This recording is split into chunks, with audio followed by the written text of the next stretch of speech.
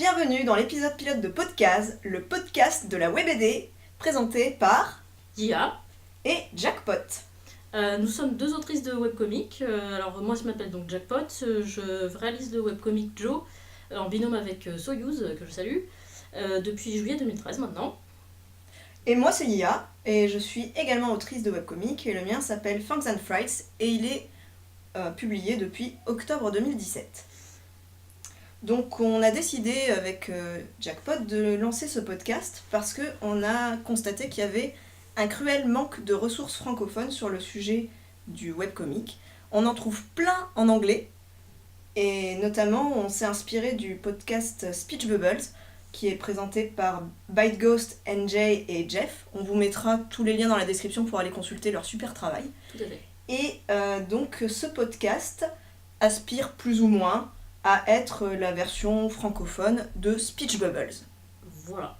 Donc à qui ça va s'adresser Principalement, comme nous on est autrices, on va vous partager notre expérience en tant qu'autrice, donc ça va potentiellement intéresser les personnes qui veulent faire du webcomic ou qui en font déjà, donc les aspirants auteurs et autrices et les auteurs et autrices. Mais aussi, ça s'adresse aussi aux lecteurs qui sont un peu curieux et aux personnes curieuses en général qui ont envie d'en apprendre un peu plus sur ce merveilleux média qu'est le webcomic. Ou peut-être à des personnes qui ne connaissent pas du tout le webcomic, mais Aussi. qui adorent dévorer des podcasts. Tout à fait. Vous êtes les bienvenus. Voilà. Vous avez le droit d'être tout simplement curieux. Oui. Alors, dans cet épisode pilote, on va s'intéresser à déjà qu'est-ce que le webcomic, on va le définir, et surtout, on va se poser la question de pourquoi. Parce que c'est celle que tout le monde se pose.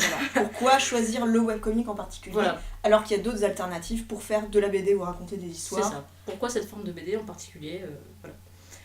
Donc, on va d'abord voir la définition de webcomic grâce à notre ami Wikipédia. Donc, sur Wikipédia, nous trouvons une bande dessinée en ligne, webcomic en anglais, est une bande dessinée proposée sur Internet. Les bandes dessinées en ligne sont comparables aux bandes dessinées auto-éditées, dans la mesure où quiconque peut en créer et en publier une. Les bandes dessinées en ligne étant parfois structurées comme un blog, il est possible de rencontrer l'expression blog BD pour les désigner. Donc, une définition, ma foi, correcte.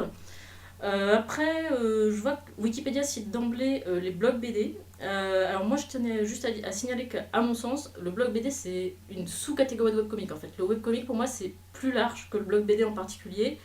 Et notamment, nous, on a plus une approche, en tant qu'autrice, les webcomics qu'on fait, c'est pas du tout des blogs BD, justement, c'est vraiment des histoires purement fictionnelles qu'on raconte épisodiquement sur Internet. Donc c'est différent du blog BD qui a été très popularisé, notamment sur la scène francophone par des auteurs comme Boulet.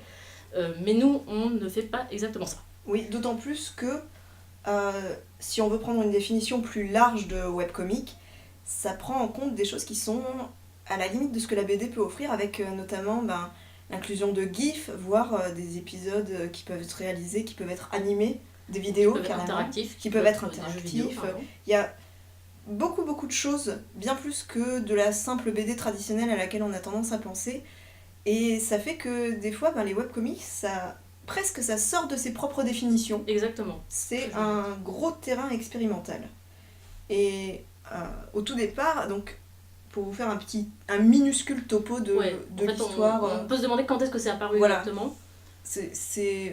C'est pas facile à dire, non, mais globalement... On va pas vous donner la date exacte. Voilà, on sait pas. Mais globalement, si on veut trouver un petit peu le moment où ça a le plus émergé, c'était plutôt début des années 2000. Ouais, je dirais par là. Ouais, à peu près par là. Ouais. Avec, donc je vous renverrai à une vidéo qui en parle davantage que moi, une vidéo de H. Bomber Guy, qui s'est focalisé un peu sur le cas de Ctrl-Alt-Del, on vous mettra les liens, hein, oui. Où en fait c'était toute la première phase d'apparition du webcomic, c'était surtout du webcomic un peu classique, inspiré des formats qu'il y avait dans les journaux, les magazines. Les formats de strip en 4 cases, peu BD de presse en fait. BD de presse, et centré beaucoup autour de la thématique du gaming, et c'était... ça allait du bien à du médiocre, mais il y avait très peu d'auteurs, et puis petit à petit plutôt, avec l'apparition de moyens, de la démocratisation d'Internet, la démocratisation aussi du matériel, pour pouvoir poster des trucs en ligne, la démocratisation, la multiplication des sites d'hébergement.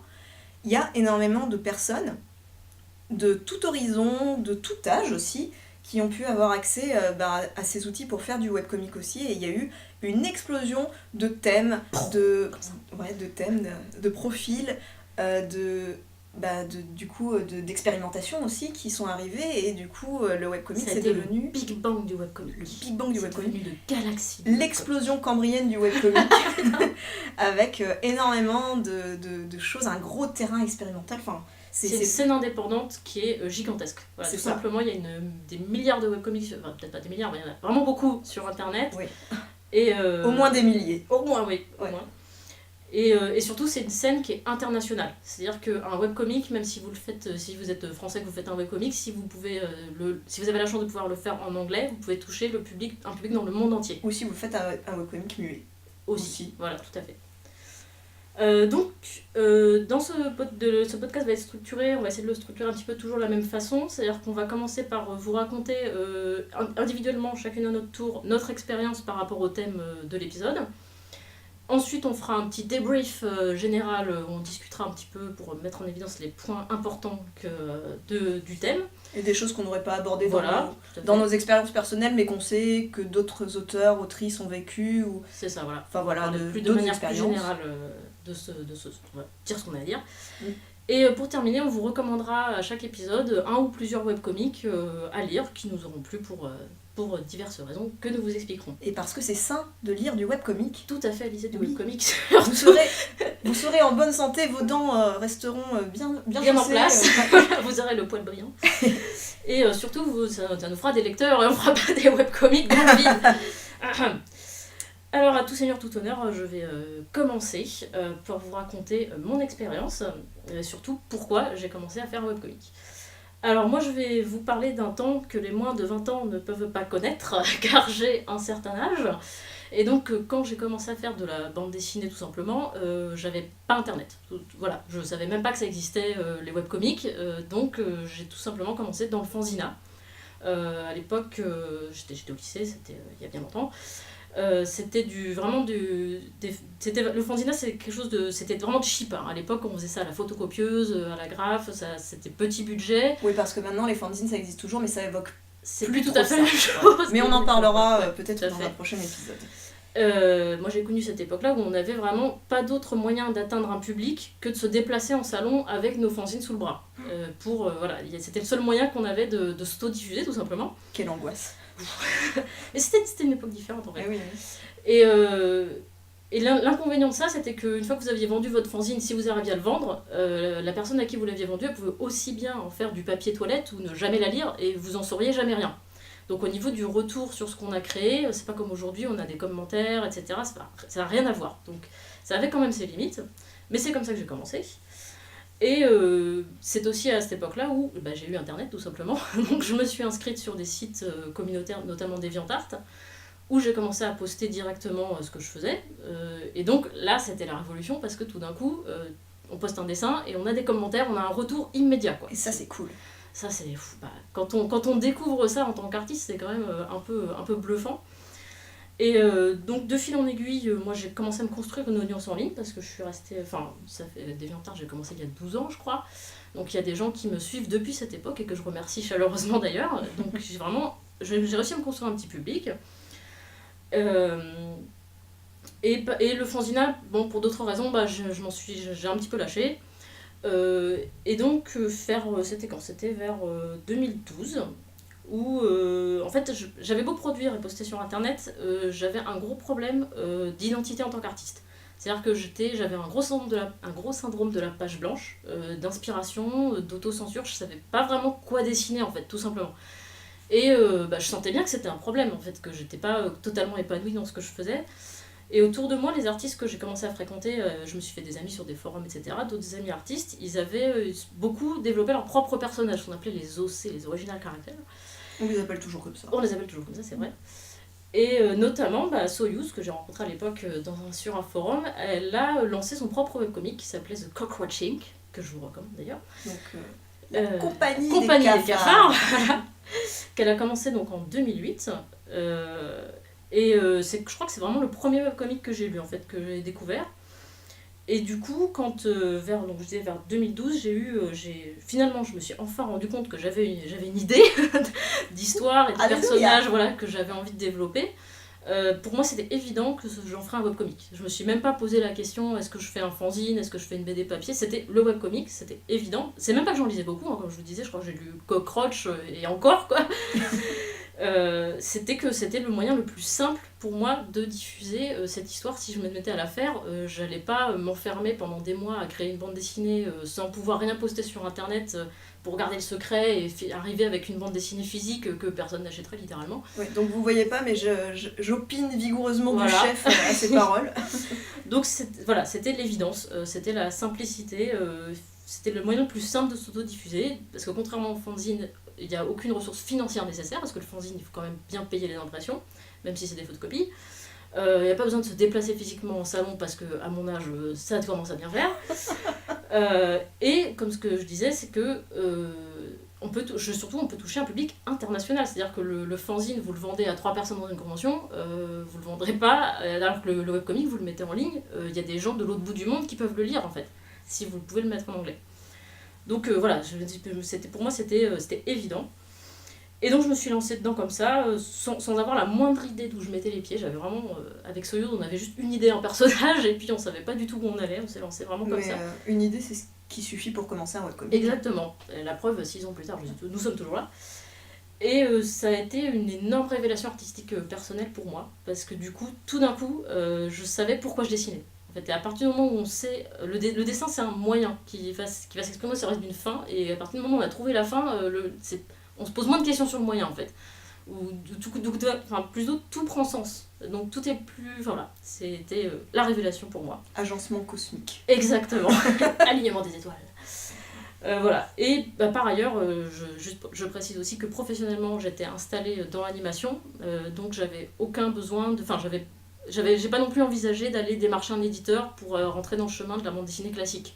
Parce que tout simplement, j'en voyais pas l'intérêt. Voilà. Pour moi, c'était le webcomic et pas autre chose. Et voilà, je crois que j'ai fait le tour. Oui. Ya, à ton tour. Voilà, donc c'est à moi. Alors, si je dois donner une réponse large, existentielle et moi aussi cosmique à pourquoi le webcomic, c'est que j'ai un besoin viscéral depuis toujours de raconter des histoires. Et le webcomic, effectivement, c'est ce qui s'impose un peu comme ce qu'il y a de plus simple quand on aime dessiner et qu'on veut raconter des histoires en dessin. Et après, si je veux être Si je veux être plus précise, déjà, moi, ça fait beaucoup moins longtemps que Jackpot et Soyuz que je fais du webcomic. Donc, ça fait quoi ? Fangs and Frights a soufflé sa première bougie en octobre dernier. Félicitations. Oui. Joyeux anniversaire. Joyeux anniversaire. Et j'ai attendu en fait la fin de mes études et d'être bien installée dans mon travail, dans ma vraie profession, pour avoir une stabilité financière et aussi une stabilité d'horaire pour pouvoir savoir comment gérer mon temps libre, parce que quand j'étais étudiante, le temps libre c'était juste une légende urbaine, hein, on savait pas ce que c'était. Et aussi surtout, j'ai dû franchir le cap du je suis pas capable de faire ça correctement à je suis toujours pas capable de faire ça correctement, mais je vais apprendre et donc je me lance. Exactement. Et ça, pour moi, ça concernait particulièrement les décors. J'avais un gros blocage dessus, et je l'ai toujours à bien des égards, mais maintenant, je mets ça un peu de côté, je me dis je vais progresser en faisant. Et en fait, j'ai juste attendu d'avoir un tout petit peu meilleur niveau que ce que j'avais pour me dire ok, ça fera des images pas tip top, mais au moins je suis capable de représenter à peu près ce que je veux en termes de décor. Et allez, ça suffit, assez tergiversé, on y va. On se jette à l'eau. Donc, me concernant, ça a démarré, si je remonte le fil de mon existence, c'était des personnages que j'avais gribouillés pendant que j'étais en train, donc dans mes études, je faisais mon projet de diplôme qui était extrêmement prenant. Pour déstresser dans des mini-pauses de 5 minutes, je faisais un petit gribouillage et je dessinais régulièrement les mêmes personnages qui revenaient. Et puis, je me suis attachée à eux, donc ça c'était en courant 2015-2016. Et puis après, j'ai trouvé un travail. Et pour me détendre, donc quand j'étais chez moi, j'ai continué à me dire « Ah bah tiens, si je leur écrivais une petite histoire comme ça, pour le fun. Donc j'ai écrit une espèce de petit début de roman, très mauvais, hein, parce que je suis pas du tout romancière. Et finalement, le roman, il était nul, mais l'histoire en elle-même, elle me plaisait bien. Mes personnages, ils me plaisaient de plus en plus. Et je me suis dit, bon, avec la stabilité financière, avec le fait que j'ai du temps libre, avec tout ça, est-ce que c'est pas le moment d'en faire quelque chose d'autre pour ensuite que cette BD-là me serve de terrain d'expérimentation, me serve de prétexte pour m'améliorer, pour je puisse faire d'autres choses. Voilà, t'as pas voulu te mettre la pression, Exactement. te lancer quoi. C'est ça, j'ai voulu me lancer en sachant très bien que j'allais faire des trucs, que j'allais progresser. En fait, je me suis lancée pour ça, je me suis lancée en me disant, je veux progresser, je veux que mes résultats, mon style, mon évolution de style, elle soit visible, je veux me rendre compte de qu'est-ce qui fait que je suis pas... quelles sont les choses dans lesquelles je suis mauvaise, quelles sont les choses dans lesquelles je suis bonne, quelles sont les choses que je suis capable de faire. Donc tout ça, voyage initiatique. C'est ça, voyage dans ton initiatique. cheminement artistique. Et donc le webcomic en particulier, eh ben, c'était à peu près pour toutes les mêmes raisons que celles que Jackpot a déjà exposées. C'est ce qu'il y a de plus facile. J'avais pas du tout envie de démarcher des éditeurs parce que ça aurait été pour le coup du vrai travail et plus du passe-temps. Exactement. Et que en plus, on va pas en parler là, mais se faire éditer c'est galère. Et si on se fait éditer, en plus on a énormément de contraintes qui fait qu'on n'a plus du tout la même liberté que si on publie son webcomic. Oui, ça devient, voilà. Ça devient un travail. Enfin voilà, c'est plus un. T'es plus totalement maître à bord quoi. Oui. Et effectivement, si je me retrouvais avec la chance d'avoir un lectorat sympa, régulier, tout ça, j'aurais pu avoir la possibilité d'interagir avec eux. Et j'ai la chance... Parce que t'as pas en édition classique. Voilà, et effectivement ça m'attirait beaucoup et j'ai de la chance parce que j'ai pas un énorme lectorat, mais j'ai vraiment des lecteurs qui sont là, qui sont sympas, qui répondent présents, et ça c'est chouette. C'est vraiment chouette. Et donc voilà, donc j'ai commencé à publier Fangs and Frights à Halloween 2017 et depuis, une page une page par semaine. Comme les vrais. Eh ben merci pour ton témoignage IA. Mais je vous en prie. Donc de ce qu'on a dit, ce qui se dégage, c'est que le webcomic c'est un petit peu le côté obscur de la BD. C'est-à-dire c'est plus rapide, plus facile, plus séduisant. C'est-à-dire que voilà, c'est principalement le webcomic, c'est l'autodiffusion, donc grâce à Internet, qui est un formidable média.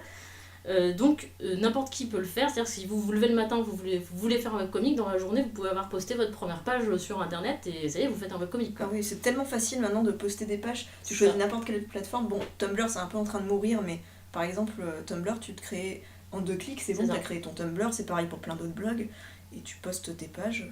C'est qu'il y a une facilité déconcertante pour se lancer là-dedans.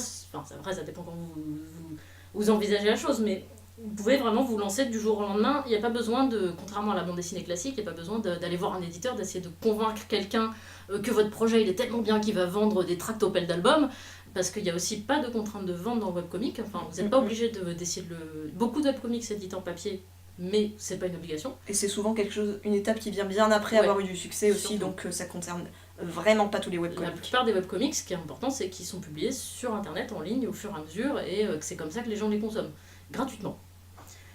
Donc pas de business, pas de contraintes business. Ouais.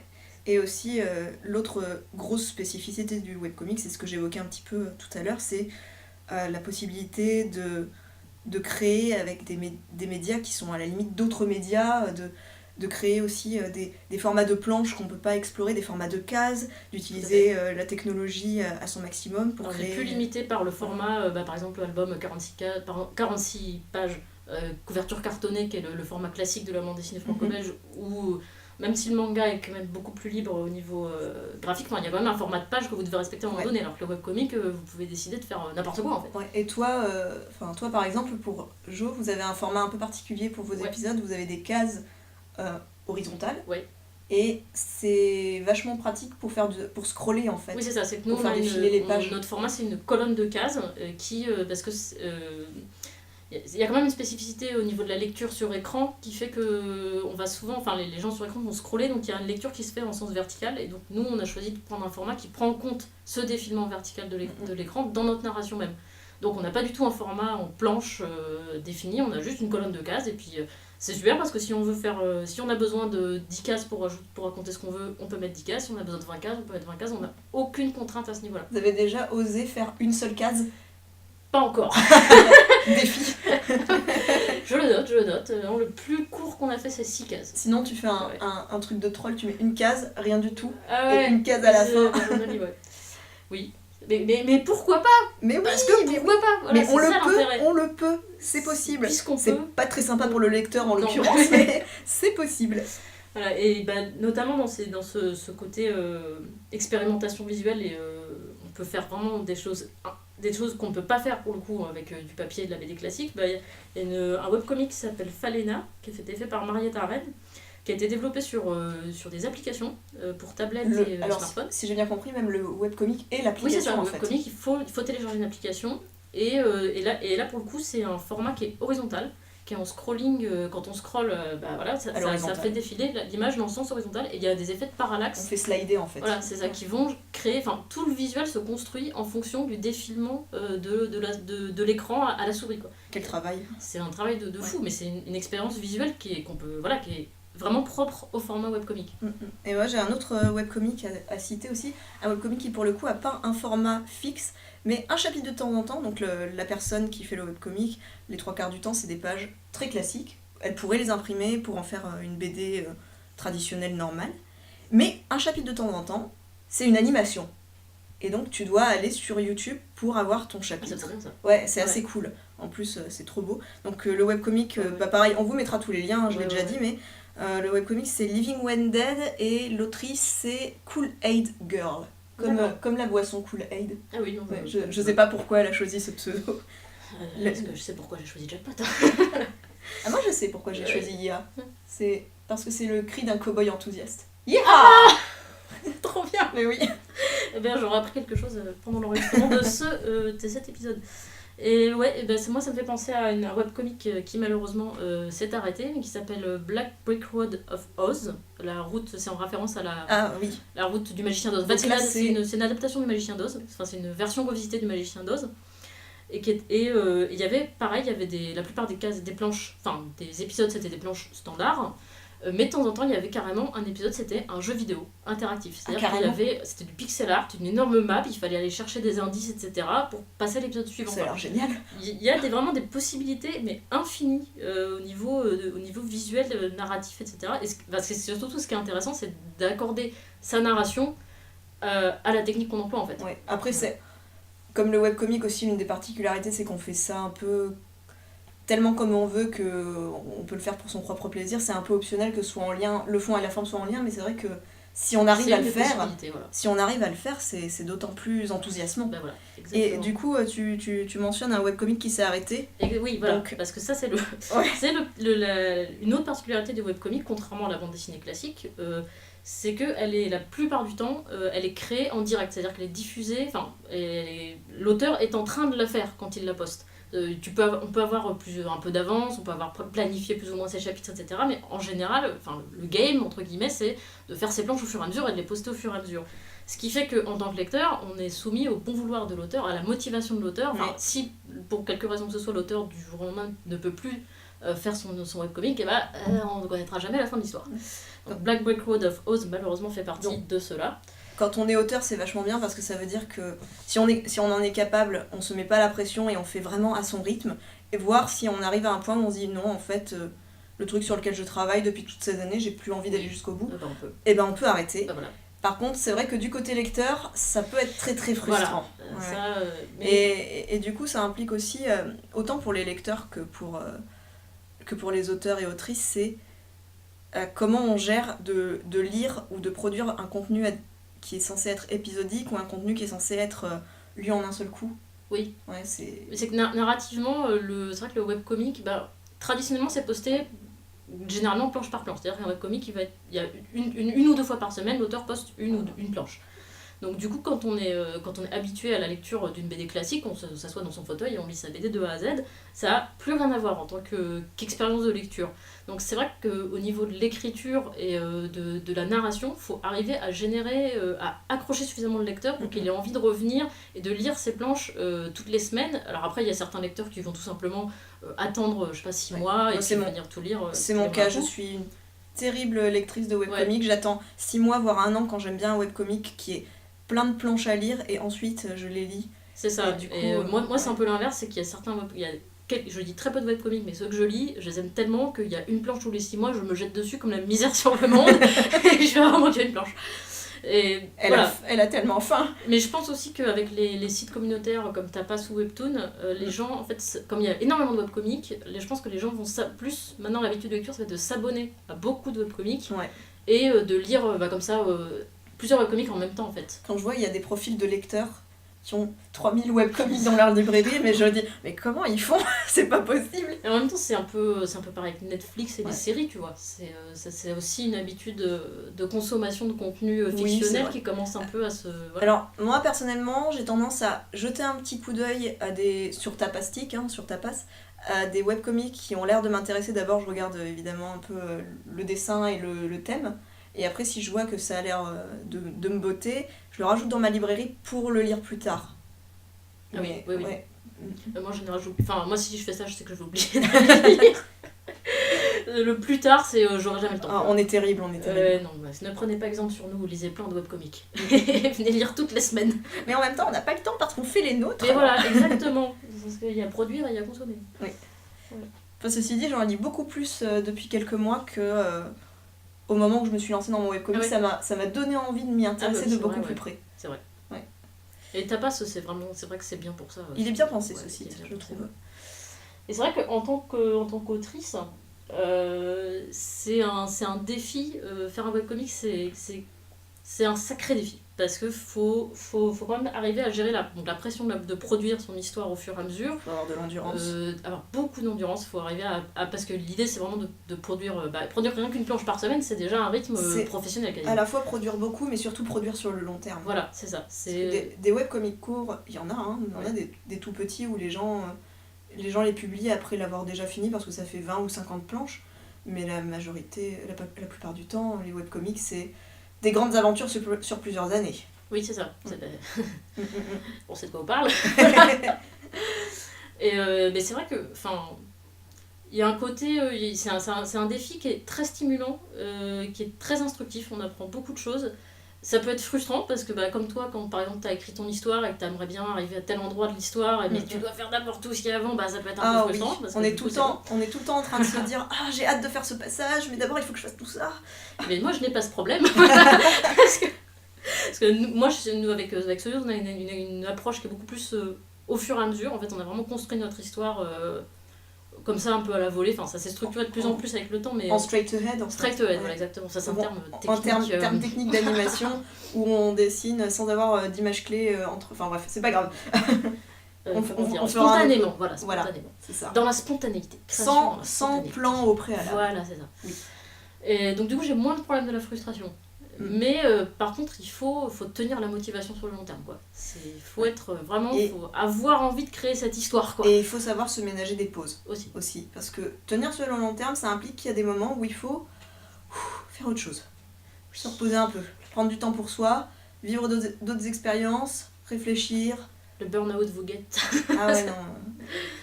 C'est très intense. En tant que créer un webcomic, créer une BD, déjà, c'est quelque chose, mais créer un webcomic, c'est un choix de vie. C'est la version hardcore, vous voyez, c'est le Dark Souls de la BD. Alors, hardcore, je sais pas, mais souvent ça implique. C'est très rare les auteurs de webcomic qui arrivent ou qui décident d'en faire leur métier, et du coup qui font ça à plein temps. Donc, ça veut dire que c'est un travail presque. Pas aussi intense, mais un travail quand même qu'on se rajoute sur le reste de sa vie. Exactement, oui. Et donc, selon comment on gère déjà sa vie au départ, ça peut être difficile à vivre. Et donc c'est pour ça que je pense qu'il y a aussi une certaine indulgence par rapport à ce que je disais, les webcomics qui vont s'arrêter, parce que tout simplement, c'est une scène indépendante et en grande majorité, c'est une scène amateur. C'est-à-dire qu'en tant qu'autrice de webcomics, on est amateur, on n'est pas professionnel, on n'a pas de contrat, on n'est pas payé pour le faire. Donc si un jour on peut plus le faire, voilà, vous n'allez pas nous enquiquiner. On va peut-être pas menacer les auditeurs de suite. Et du coup, oui, aussi le fait que ce soit sur plusieurs années, donc ça c'est un peu ce dont on a parlé plus tôt, c'est l'évolution de son style, on s'améliore beaucoup en le faisant. Ouais, on finit par plus du tout être la même personne que celle qu'on était au départ. Et du coup, de fait, le contenu, que ce soit sur le fond, la forme ou les deux, il aura forcément évolué, généralement en beaucoup mieux. et il faut résister, voilà, donc il faut résister à l'envie de retourner réécrire pour mettre à niveau ce qu'on a fait précédemment, parce que ça c'est un gros Ne piège. faites pas ça. Non, continuez à créer votre histoire, à créer de nouvelles histoires, mais n'allez pas refaire ce que vous avez déjà fait. Ouais, c'est ça qui est très intéressant dans le webcomic, c'est que c'est un média évolutif, parce que ça va être sur le long terme, et vous allez voir l'évolution du style graphique, de la façon dont est racontée l'histoire, parce qu'il y a aussi des auteurs qui décident de changer en plein milieu de leur webcomic leur format, par exemple. Ou des bricoles, même. Il Ouais. y avait un webcomic que je lisais où tout d'un coup, l'auteur s'est dit tiens, en fait, j'aime pas la coupe de cheveux de ce personnage, et pof, la page d'après, voilà. il avait changé la coupe, et C'est il ça. l'a mis en commentaire ouais, en fait, j'ai décidé que je changeais sa coupe de cheveux, mais c'est tout. Parce mais... que pourquoi pas. Voilà, Voilà, parce que pourquoi pas. la réponse à la question de cet épisode pourquoi le webcomic est parce que pourquoi pas. Et c'est un peu la base de tout élan créateur finalement. Parce que pourquoi pas. Rien n'est interdit. Rien n'est. Tout à fait. Parce que c'est là, le webcomic c'est la liberté. Voilà. Et donc, le webcomic c'est la liberté, donc on va peut-être passer à quels conseils on pourrait donner à des petits aspirants webcomiqueurs. Tata JP et Tata IA vont vous donner leurs conseils de mémé. Écoutez bien les enfants. Donc, si vous voulez faire un webcomic, ce qu'on vous souhaite, parce que c'est cool, posez-vous la question de qu'est-ce que vous aimeriez faire. Parce que quand on est artiste, on consomme beaucoup de contenu artistique et on en produit. Et parfois, on va aimer lire ou consommer ou voir des choses qui ne sont pas ce que nous, on aime vraiment faire en fait. Et ça, il faut arriver, quand on commence à faire un webcomic, c'est quelque chose ça va vous embarquer sur des années. Il faut que vous ayez envie de le faire. Ouais. Vraiment, il faut que ce soit ce avec quoi vous serez à l'aise à créer. Il faut que ce soit un minimum dans votre zone de confort. Ouais. Sinon, vous allez vraiment partir. C'est vous super. tirer une balle dans le pied des C'est départ. super bien de se lancer des petits challenges techniques ou autres, mais le plus gros challenge du webcomic, c'est faire le webcomic. L'endurance, voilà. C'est le faire, tout simplement. Ouais. Mais oui, si au départ vous n'êtes pas un minimum à l'aise avec ce que vous faites, ça va être trop dur en fait. Ça va être compliqué. Vous allez juste pleurer. Et moi je rajouterais à ça un petit conseil un peu adjacent et pas tout à fait la même chose, c'est pour que vous ayez envie, en plus de faire ce que vous aimez faire, pour que vous ayez envie de voir votre histoire aller jusqu'au bout, il faut que le cœur de votre histoire, que votre personnage ou que l'histoire que vous avez en tête ou que quelque chose comme ça, soit quelque chose que vous vouliez voir arriver. Il faut que vous soyez un peu votre plus grand fan pour être la personne qui vous pousse vous-même à « Hey, je veux voir la fin de l'histoire ». C'est ça. Voilà. C'est important d'être quand même attaché à ses personnages et à son histoire. Même si c'est pas ce que vous préférez, je sais pas, vous avez envie vous adorez l'espace opéra et vous aimez dessiner de la fantasy. Et c'est pas grave, faites de la fantasy, mais attachez-vous à votre histoire de fantasy quand même. Voilà. Oui. Comme si c'était un space opéra. C'est ça. Mais peut-être vous arriverez à trouver quelque chose d'un peu hybride entre les deux pour. Tout à fait, ouais. Enfin, il y a moyen, il y a toujours moyen d'intégrer des choses qu'on aime bien et. Webcomic is the way. Ouais. Et on va donc passer à la recommandation. La recommandation de webcomic. Voilà, parce que l'heure tourne. Et oui. Et donc, qu'est-ce qu'on va recommander comme lecture, Jackpot Je ne sais pas, IA. Alors. Je t'en prie, à toi l'honneur. Mais oui, mais si on recommandait nos propres webcomics. Quelle idée formidable. Eh bien, moi je vous recommande la scène lecture du webcomic Joe. C'est donc le webcomic que font Jackpot et Soyuz.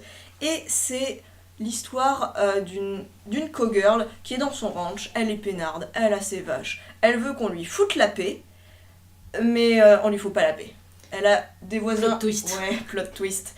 Elle a des voisins un peu trop bruyants, elle a des gens qui viennent pour essayer de voler son bétail, elle a une stagiaire, une peste qui s'intéresse qu'à la science, et de fait, Jo, sa première réponse pour régler ses problèmes, c'est d'avoir la gâchette un peu facile. Et donc avec toute une flopée de personnages hauts en couleur, bien que le comic soit en sépia, enfin en noir et blanc. Tout à fait, c'est vrai. Eh bien, je sais plus quel était le début de ma phrase. Des personnages en couleur, des histoires sympas, puisque c'est arc par arc un petit peu chez vous, et globalement un bon sens de l'humour. Voilà. Oui, parce que nous aimons l'humour. Nous aimons moi. Ouais. Nous aimons l'humour et Joe c'est drôle. Les Joe c'est drôle. Et bien moi de mon côté, je vais vous recommander un petit webcomic qui s'appelle Fangs and Frights, qui est par une certaine Yiha, qui se trouve assise à ma gauche actuellement. Et c'est l'histoire de Nathan, un jeune garçon qui se réveille un jour, un matin, dans un étrange laboratoire. Non, c'est une nuit, c'est la nuit. Oui, Il se réveille dans un étrange laboratoire et il se rend compte qu'il est devenu un vampire. Donc il s'échappe du laboratoire, il rencontre une louve-garoute très sympathique et ensemble ils vont essayer de comprendre ce qui leur est arrivé et comment vivre leur nouvelle vie de pas tout à fait êtres humains. Voilà. Et c'est très sympa, les personnages sont très attachants, c'est très bien décrit, des bons dialogues. C'est trop gentil. C'est vrai, tu trouves? Mais ouais. Si, non, ça se lit très bien. Oh, il y a une page par semaine, tout en couleur. Oh, voilà. oui. Et voilà, une saine lecture que je vous recommande si vous aimez le fantastique, les loups-garous, les vampires. Et rire aussi. Car nous aimons l'humour. Et oui. Et j'ajoute juste une dernière recommandation. Je tiens quand même à recommander Cockroach Inc., qui est donc le webcomic de Soyuz, qui est ma scénariste sur Jo. Et qui a tout démarré finalement. C'est vrai. Donc, on lui doit tant. Voilà, qui est un webcomic pour le coup qui est terminé, vous pouvez le lire en entier. Il s'est terminé, il a commencé en 2008, il s'est terminé, je sais plus quand d'ailleurs, mais enfin voilà, l'histoire est terminée. Et ça raconte l'histoire de Cyprien et Ovid, qui sont deux jeunes étudiants de la fac de Jussieu, je crois. Et ça raconte leurs déboires quotidiens, amoureux, entre autres. Voilà, et c'est très drôle. Car nous aimons l'humour. Voilà, donc c'est la fin de cet épisode pilote de podcast. On vous remercie de l'avoir écouté. On espère que ça vous aura plu. Voilà, malgré nos bafouillements et notre humour douteux. Donc n'hésitez pas à nous laisser des commentaires, des likes, vous abonner à la chaîne, vous connaissez la chanson. Mais surtout, les likes c'est gentil, mais nous ce qu'on aime c'est les commentaires. Surtout si vous avez des commentaires constructifs. Voilà, tout à fait, notamment. Voilà. Mais même si c'est juste pour nous dire que vous nous aimez, vous pouvez y aller. Oui, on aime l'humour, mais on aime aussi l'amour. Voilà, c'est beau. Donc on se retrouve très bientôt dans le prochain épisode de podcast qui portera sur le thème comment commencer un webcomic. Oui, on va rentrer dans le vif du sujet. Tout à fait. Voilà. À bientôt. Au revoir.